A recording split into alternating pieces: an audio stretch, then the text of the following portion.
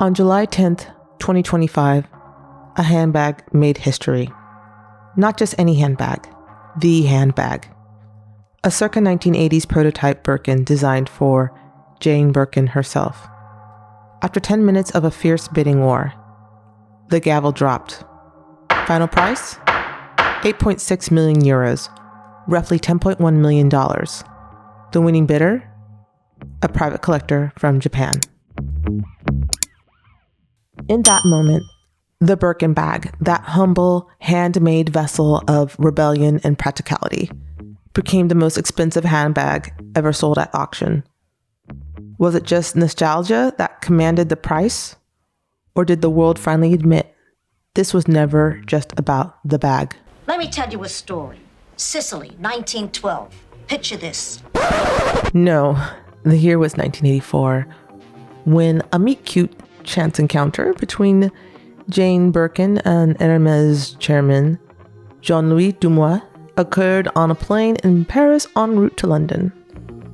Legend has it that the two flight companions struck up a conversation after Birkin struggled with a straw basket that spilled in the overhead compartment bin. In their discussion, Birkin suggested having a bag half the size of a suitcase as being optimal. Dumois requested a visual aid. So Birkin drafted a rough interpretation on a vomit bag. Dumois was inspired to create the bag, not only as a novel concept, but as a token of friendship, and named it the Birkin. It's an interesting story about a bag whose reputation precedes the muse herself. When you hear the word Birkin, mainstream audiences may only associate the surname with the formidable handbag featured in film and TV. Shows like Gossip Girl, Sex and the City. It's 4,000. I know. And there's a waiting list. I assumed. 5 years. For a bag? Wow, cool, a bag. You like it?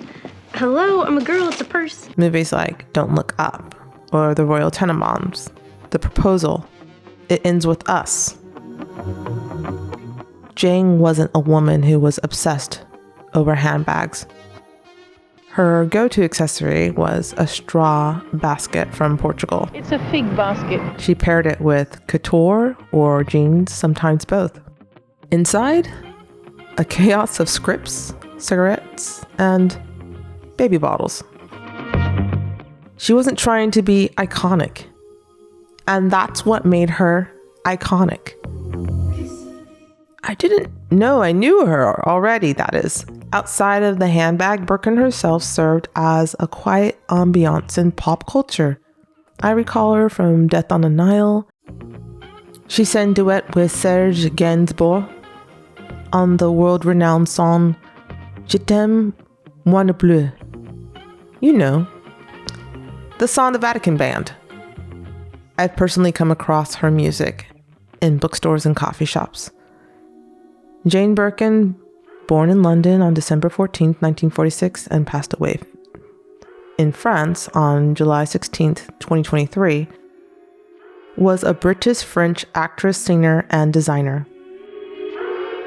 I mentioned that she served as a quiet backdrop to pop culture.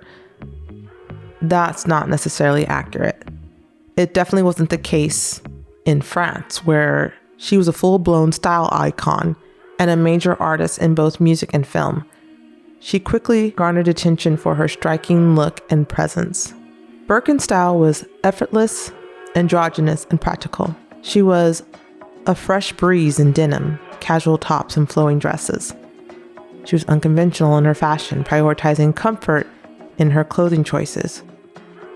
Her reach was so impactful that she served as a muse for creatives such as Brian Duffy and Mary Quant. For over a decade, Jane Birkin carried a Portuguese wicker fig basket as her handbag. What's more fashionable than utility? Birkin discovered her basket in a London market, and it went everywhere with her. The grocery store, the airport, the red carpet at Cannes. At some point, the basket stopped being an accessory and started becoming a part of her identity. She paired it with anything. The basket didn't need permission to belong. Now, I was familiar with the Birkin bag, but it was a YouTube influencer who first brought my attention to the Birkin basket. And just my luck, it was in my price range. I found mine on Etsy. Shout out to Willow Souvenir, a small shop based in Bejelzina, a city in Bosnia and Herzegovina. This region is known for its craftsmanship, particularly in willow weaving. Absolutely beautiful, but beauty doesn't always equal function. That was my dilemma. The basket was stunning, but unlined, which meant everything I tossed in, keys, pins, fabric swatches, risked poking through or straight up disappearing into the weave. So I did what any slightly obsessive designer does. I made a lining, not just a drop liner, but something tailored, clean, structured, and removable. A little hidden ecosystem inside the chaos of Kane. Guess what came in the mail today, just now? Very excited. It's so cute. Before I ever touch the fabric, I start here with my sketchbook. Even for something as simple as a basket lining, I keep a visual log.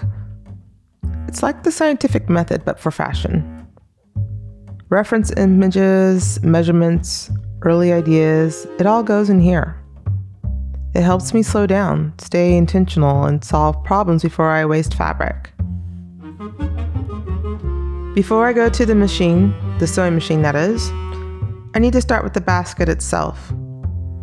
Each basket is a little different, so you can't always use a universal pattern. I'm figuring out the base circumference. I also formulated a truncated cone that will serve as the bag's fundamental structure. I'm essentially drafting a truncated cone, or what can also be referenced as a frustum, with the following measurements. I'm using dot paper to block out the base shapes. It's a mix of intuition and geometry. More geometry than I'd like to admit.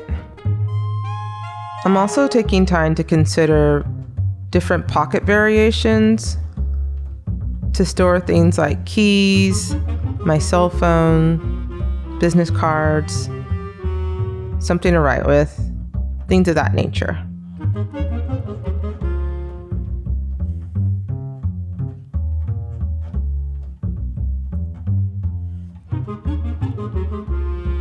I made a couple of muslin prototypes to test the fit. For stabilization, I knew I wanted structure, but not stiffness. I was able to achieve this by using interfacing and various forms of stabilizers.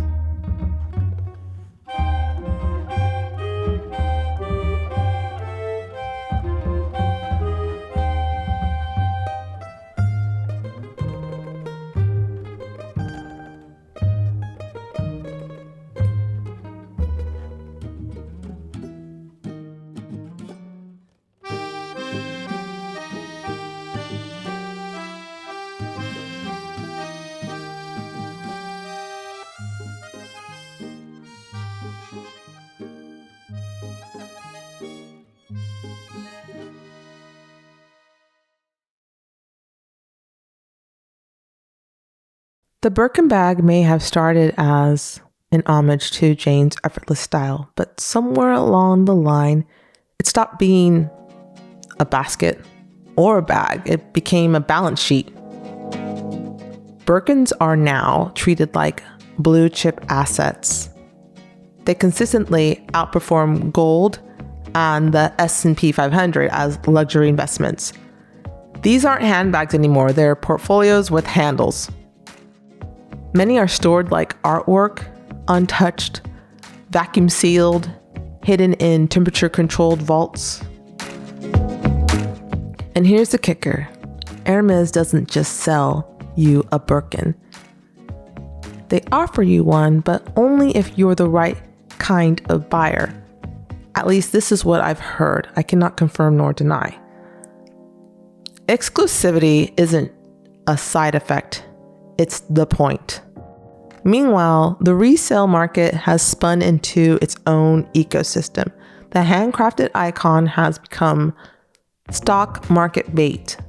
Hermès has publicly voiced concern about the booming gray market, where Birkins are flipped for 2 to 3 times their original retail price.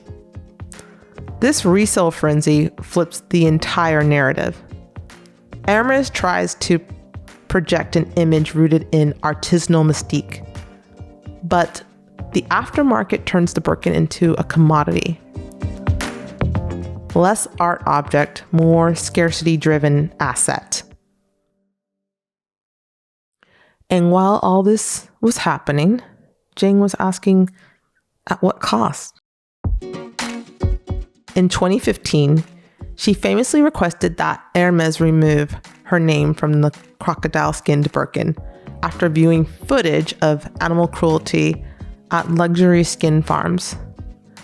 Hermès initially denied that the farm in question supplied their materials, but later stated they would sever ties with any suppliers who failed to meet their ethical standards.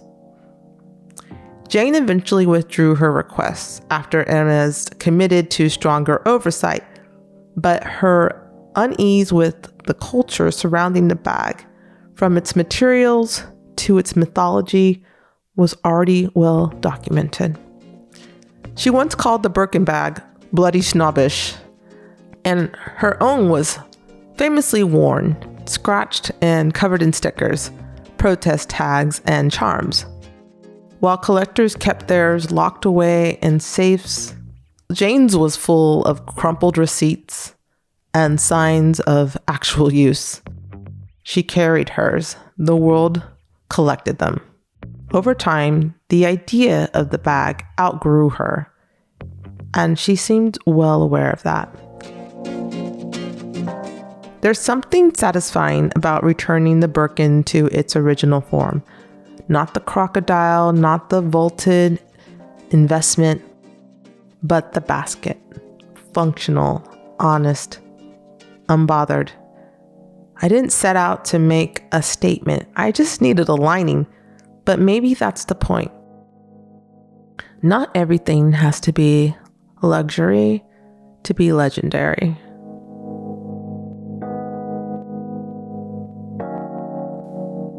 I hope you enjoyed this video. I love diving into the stories behind style icons and sharing what I discover with you. If you found this inspiring, go ahead and like the video, and I would love if you subscribe to the channel too. The Birkin Basket was a discovery I didn't know I needed, and making the liner was just me solving a problem in real time. My intentions are to put out the actual pattern that I constructed for the liner, and I hope to have that available soon as a freebie for anyone who wants to make their own. Until then, carry only what matters.